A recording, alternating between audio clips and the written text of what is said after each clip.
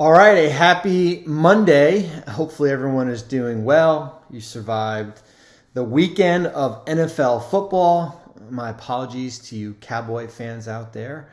So we've got a trade, right? A little bit of a Monday, late morning, early afternoon, almost 2 weeks to the trade deadline type deal. We'll do a little bit of a breakdown. I tweeted out the picture that is right behind me as far as the breakdown. I find it funny. People say, like, why don't you just tweet it out? And I'm like, well, A, I did tweet it out. And then B, it just makes the visuals make it look a lot better when you write things out and you can look at things. I'm a visual guy. Less words, the better here. So we will continue with the whiteboard. Whenever there's a trade, I'm probably going to bring a whiteboard to Bristol. But that's just kind of how I operate. And if you don't like it, nothing I can do about it. It's funny. I went on NBA Today last week to talk about about the Lakers when we did our trade guide. And I stressed the importance that we really need to focus on these seconds that the Lakers have. Everybody is so hell-bent on the 2027 and 2029 first. What is two unprotecteds and Russell Westbrook, or one unprotected and Patrick Beverley and Kendrick Nunn get you? And I said, well, wait a minute. Like, we're forgetting that the Lakers had 7 seconds to play around with, right? They're not $100 bills. They're probably like, about 10 singles in your pocket. Still have value somewhere. Two of those was their own this year, and then that Chicago second. That we really needed to focus in on what is the value of multiple seconds or 1 second, whether it be with Kendrick Nunn or Patrick Beverley. And that's how you don't always have to go out and hit home runs in trades. You don't always have to go out and be like a wow trade. Like, wow, they got this all-star player. It's the singles and the doubles around deals that we're talking about in April. We're like, wow, when did they get Rui Hachimura? Man, he's really helped this Laker team. And I like it. I like it from the Lakers' perspective when you look at what you gave up. Kendrick Nunn's on an expiring $5.2 million contract. Guard heavy. We've talked about it at length that this roster has been guard heavy. When you look at with Westbrook and Beverly and Schroeder, one of those guys was going to have to go, and certainly Kendrick Nunn, $5.2 million contract. When you look at Hachimura, Lakers take on a little bit more money. Their tax bill increases about $2.9 million. But remember, they had waived Matt Ryan. I think that was in November. And basically, the amount for that 14th roster spot for the Lakers was basically earmarked towards as far as some potential savings that could go on to another deal here. So whatever your savings were with that Matt Ryan waiver, now you basically, it's kind of a wash as far as, with the money coming on. Your tax bill goes up. As I said, a little north of $2 million. Hachimura is on a $6.3 million expiring contract. He will become a restricted free agent in the offseason. His qualifying number right now is $8.4 million. That's going to probably decrease to $7.7 million because he is not going to reach the starter criteria. Starter criteria is 41 starts this year, or an average of 41 starts over the last 2 years. Highly, highly unlikely that he will not reach that. And you gave up 3 seconds, right? You gave up the Chicago second that you acquired in the Westbrook trade from the Wizards, which is 2023. Could be a good second, probably maybe in the late 30s, maybe in the 40s. We'll see where this Bulls team goes. You gave up your own second in 2029. Who the hell knows where any of us is going to be in 2029. And then you gave up the less favorable of your own and the Wizards second in 2028. There's a chance that Washington gets back their own second. That was traded as part of the Westbrook trade also here. So 3 seconds are going back. You still have 4 more. You still have those 2 firsts. Highly unlikely those get moved unless something really comes about in the next 2 weeks here. And I like the fit. I think this Laker team, will they get into the top 6? I would say unlikely. I mean, I think Davis is going to be the key here, right? Like when we get Anthony Davis back, or when they get Anthony Davis back, you can roll out a lineup of, certainly with LeBron, Hachimura, AD at the 5. Hachimura gives you a big, young stretch 4. His numbers are down. Last year, 47% on catch and shoot threes. This year is at 33%. I think the big thing for me is keeping him on the floor healthy. Here's the numbers the last 4 years. 48, 57, 42, and 30 games played. And I get it. We had a little bit of a shortened season in 2020-21. We had the COVID year. But the injuries for him, he's missed over 50 games. He had an ankle this year. It's the ability to keep him on the court. I mean, I think he's going to be 25. He's going to be 25 on February 8th, day before the trade deadline here. It's a flyer. If it works out, you can re-sign him. You've got bird rights. He is a restricted free agent. I think what you're going to see with the Lakers, and I know we've talked about $34 million in cap space and going big game hunting. I think the approach that we could see with the Lakers is basically similar to what we saw in 2019-20 when they missed out on Kawhi and they took that $30 to $35 million in room and basically split it up into 3 or 4 players, whether it was Caruso or KCP or I think they made the Danny Green trade. Or signed Danny Green to a free agent. I think Green was traded the following year for Schroeder.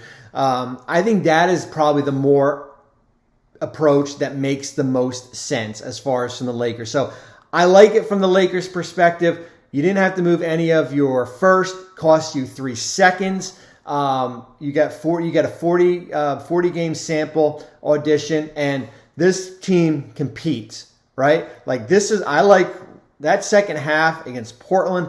They compete every night. That's all you could ask. We saw it in the Memphis game. There has been really no, and this has been without Anthony Davis. You're above 500 team. You should be in the play-in. I would be disappointed if they're not in the play-in right now based on how they've played. Can they get into the top 6? That's going to be the big question, right? A few games separate them out of 6. But I like this move for the Lakers here. I think for the Wizards standpoint, I wanted to say Washington, but everyone makes fun of when I talk about it, especially my friend Malik Andrews. I think there's a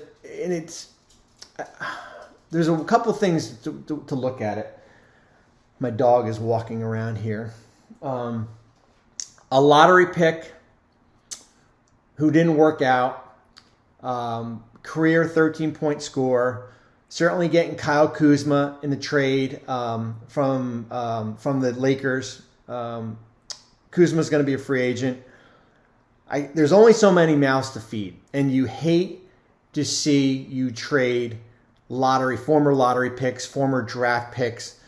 It works out if you bring back Kuzma, right?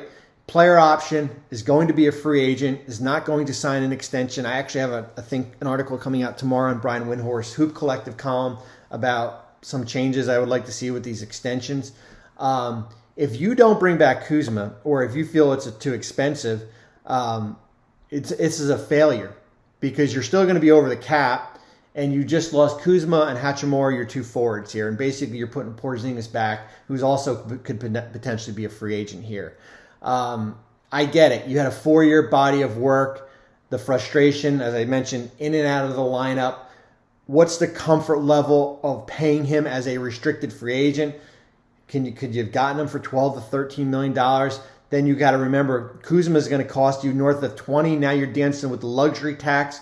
So I think there's so many different ways you can look at it here. I like from a long-term picture. I understand it. I understand it from the Wizards' perspective as far as if the goal is to bring back Kuzma, and I think it is going to be, that you can't have both players making your two fours can't be making, $35, $36 million here. And my concern from the Wizards standpoint is not just Hachimura, but the track record of drafting. That's my concern. And I hammered Charlotte pretty good with what they've been able to do. I'm concerned that the Wizards are falling into the same pattern. Johnny Davis, we haven't seen all year. Corey Kispert, nice player. Denny, nice player. But, there's no impact player they've gotten in the draft since they drafted Bradley Beal, I guess.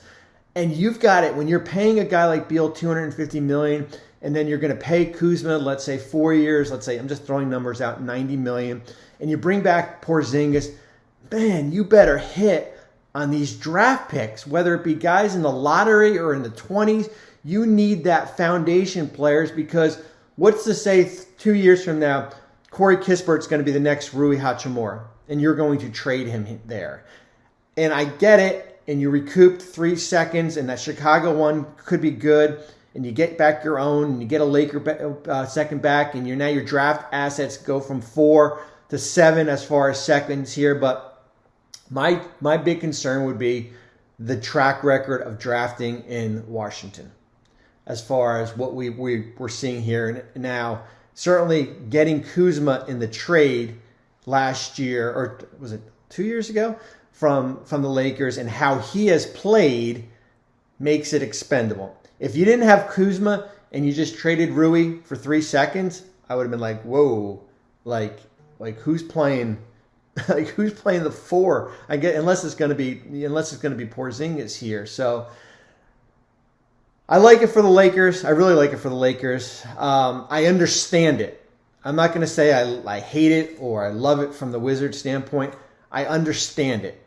But as I said, eventually you're going to have to get to a point where the draft and who you select is going to become that. I'm not saying you have to be Bradley Beal or John Wall, but there have to be some type of impact player on your roster. And if you're not, then you're going to be a 36 or 37 win team forever. I joked about it, and I joked with Tim Bontemps, and I just said, I feel like every November we're going to look at the Wizards as a team that's 11-15, 11-16, and they've got good people down there. They got a good front office here, but eventually, a lot of it has to do with health. I know Bradley Beal's been out, and I know Porzingis is now hurt, and I like when their roster is fully together.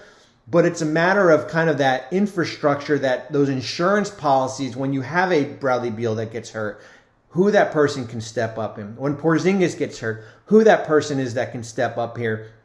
And as I said, when you miss out on your draft pick, certainly where they picked in the lottery in the early teens, that just sets you back forever. I mean, we're seeing it in Charlotte right now. So a little bit of a mid-January trade, Rui Hachimura to the Lakers, Kendrick Nunn to the Wizards. Washington is about $1.3 million below the luxury tax. We'll see if they can open up a roster spot for Jordan Goodwin. I would be stunned, beyond stunned, if Kuzma is moved. I think you hold on to him, and basically he's probably the winner of all this, because his price tag now just goes up because they just traded the guy that was backing him up. Have a great Monday. If there is a trade out there, we will do another one. Thanks for watching ESPN on YouTube. For live streaming sports and premium content, subscribe to ESPN+.